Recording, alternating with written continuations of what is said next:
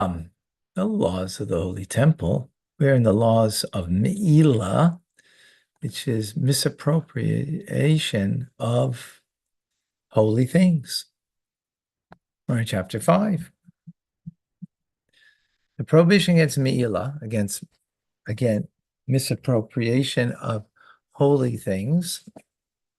In other words, that you used it personally, had some benefit of it. We have a lot of parameters of what that law is biblically, rabbinically.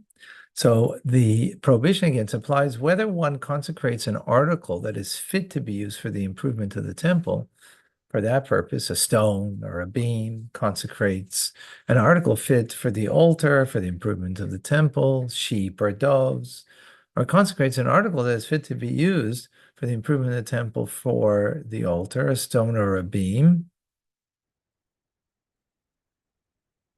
Right. Either of these purposes, an article that is not fit for either of these purposes consecrates chickens. Right? Chickens you don't bring on the altar. Vinegar, right? Brine or land. You right. This applies even if the consecrated a dunghill filled with fertilizer, dust or ash. In all of these instances, the prohibition against Me'ilah applies from the time the entity was consecrated until it was redeemed. If an article, if it is an article that fit to be redeemed.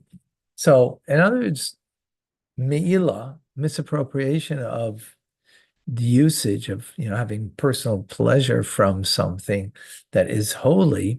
So holy, doesn't mean, well, the examples over here, if it's something that would be used for the building of the temple, well, okay, then we get that. In other words, you donated something to the temple fund. Right now, we're not talking about a sacrifice. A sacrifice, it's holy. We get it, right? But here it's something that you've donated that right now is not going to be used. In the moment, it's not used. But the moment you sanctify it, you dedicate it for the temple fund, it becomes holy.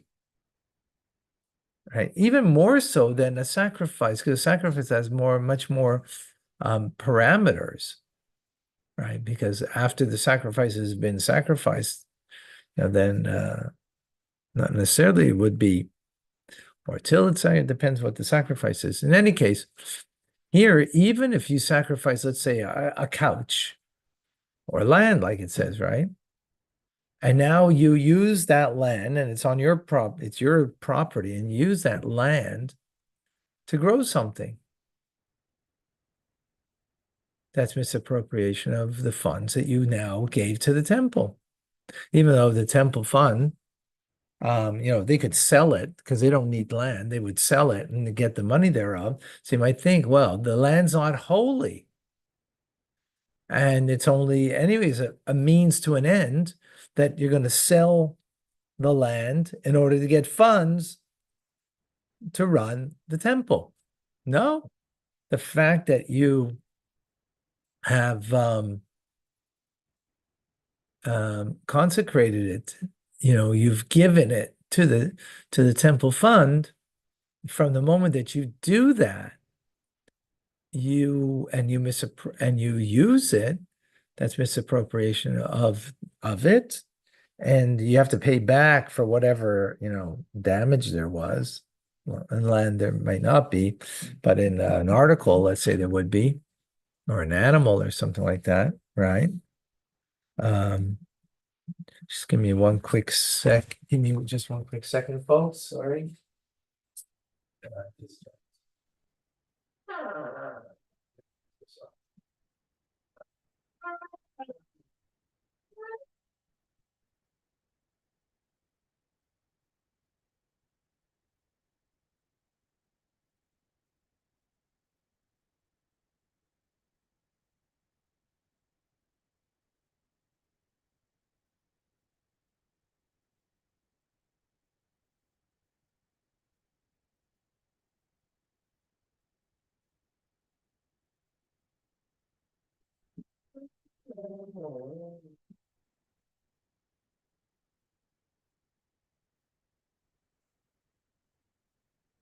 Okay.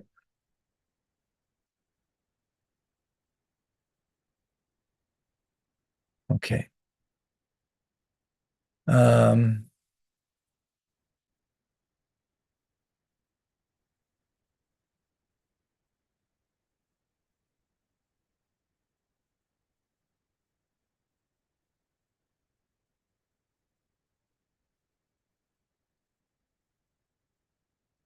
yeah. Okay. So that's what we explained, right?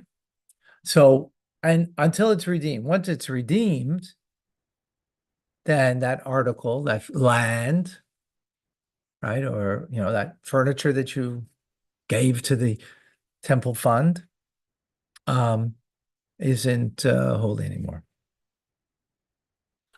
But very interesting. Okay. Number two. Any of the articles consecrated for the improvement of the temple, and those articles whose entity is consecrated to the altar, which a prohibition against Mi'ila applies, may be combined together to reach a minimum measure required for Mi'ila. One derives a pruta's worth of benefit from all of them, he violates a prohibition against Mi'ila. Even though, he may get a little benefit here and a little benefit there, in different things, right? One's for the altar, one that doesn't matter. It's all combined because it's all one idea, right? If he partook, number three, of consecrated food and fed a colleague or derived benefit from a consecrated object and caused a colleague to benefit. So he took consecrated food and fed a colleague or derived benefit from a consecrated object and caused a colleague to benefit. His eating and his colleague's benefit, or the colleague's eating and the benefit are all combined to make liable for Mila. If there's some benefit of fruit is reached, it violates the prohibition against Mila. Very interesting. Usually you speak about one person that, if you can combine two different things together, and then that would make remember everything in Jewish law has a minimal thresholds. So here there's what's the benefit that you misappropriated from, right? It needs a certain value, the pruta value, there's a minimum amount. So here if it's two people, right? It's I took food that was consecrated and I ate from it, but I only ate a mouthful. But I fed my friend a mouthful. So you might think, well, maybe it's separate, right? No, you add the two together, even though it's two separate people. It's the same person doing it. A combination making one liable for the prohibition against Mila can be made over an extended period of time. What is implied? If one derived benefit from a consecrated article on one day and then derived benefit again after a passage of several years in one continuous state of not knowing the two events are combined, the proof is worth and violates the prohibition against Mila. Also very interesting. By the way, you might have done this unintentionally, right? Or it could have been intentionally. Davida, you have a question? I see your hand up. Or is that mistakenly?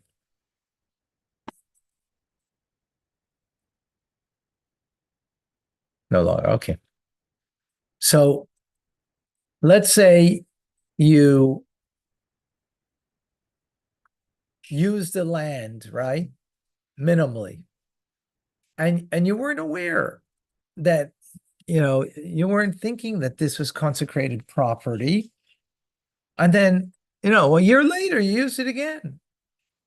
That lapse of time, being that the unawareness did not change, if you became aware, so then that creates a new reality, a new pocket of time, if you will. But here, it's a continuous state. Therefore, the two actions, even though they're separated by a year, combine together. Right now, there's a very abstract ideas over here, and practically speaking, is probably not something that would occur. But that's not the point. Of course, the parameter of the law. But what's unique over here is that it could be an action today and an action a year from now, and those actions combine together to create, a transgression of a prohibition.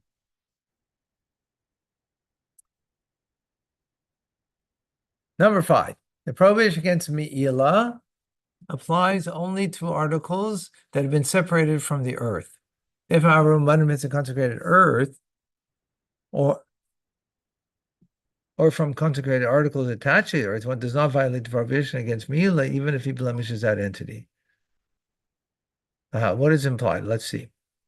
If one plows a consecrated field or sows it, he's exempt. If he takes its earth, benefits from it, and damages the earth, he violates the prohibition against mi'ilah.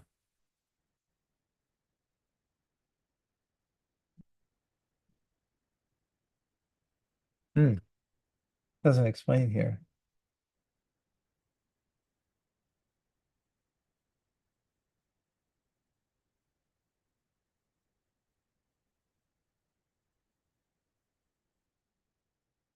A person who threshes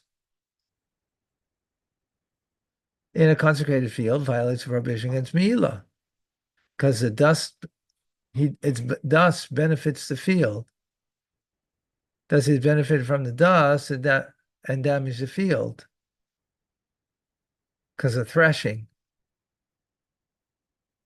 Similarly, if one plowed a consecrated field in order to raise dust for grass that was planted there, and he took the grass, he violates a prohibition against mi'ilah. Okay. Person who dwells in a cave that is consecrated, or in a shade of a tree or a dovecot that is consecrated, does not violate the prohibition against mi'ilah, even though he benefited, because it's an intangible that you benefited, right? Shade. It's an intangible, so that's not called benefit, because you benefited from the shade of the thing, not the thing itself you benefited, right? So if one consecrated a house that was built, a person who dwells in it does not violate prohibition against mi'ilah, right? Because you didn't use the house. Now, if you painted a mural on the wall and you benefit from, you painted.